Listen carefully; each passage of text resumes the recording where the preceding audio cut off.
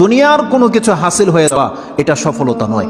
একজন মুমিন মুসলিমের মর্যাদা আল্লাহর কাছে, এক পাল্লায় যদি একজন মুমিন মুসলিমকে রাখেন, আরেক পাল্লায় পুরো পৃথিবীকে রাখেন। কেউ যদি পুরো পৃথিবীকে ধ্বংস করে দেয়, এটা আল্লাহর কাছে অত বড় অপরাধ নয়। একজন মুমিনকে যদি কেউ হত্যা করে, এটা যত বড় অপরাধ। তাহলে একটা মানুষ তাওহীদের উপরে যারা আছে, তাদের মান মর্যাদা এত, আল্লাহ বলছেন অতএব তারা যেন দুনিয়ার জন্য নয়, বরং তারা ওই পরকালে জাহান্নাম থেকে মুক্ত হয়ে যাওয়ার সেই রাস্তা যেন তারা অবলম্বন করে। কারণ সেই দিন যাকে জাহান্নাম থেকে শুধু বাঁচানো নয়, দূরে রাখা হবে।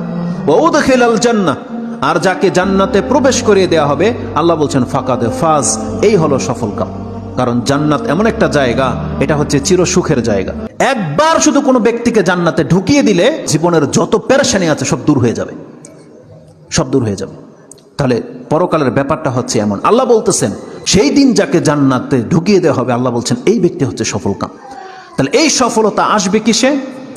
একমাত্র আপনার ঈমান, তাওহীদ। আপনি আল্লাহকে মেনে নিয়েছেন, আল্লাহর বান্দা, আপনি আল্লাহর সাথে শিরিক করেন না, এমন প্রত্যেকটা ব্যক্তি সেই জান্নাত সে পাবেই পাবে। এটা আল্লাহ ওয়াদা করেছে।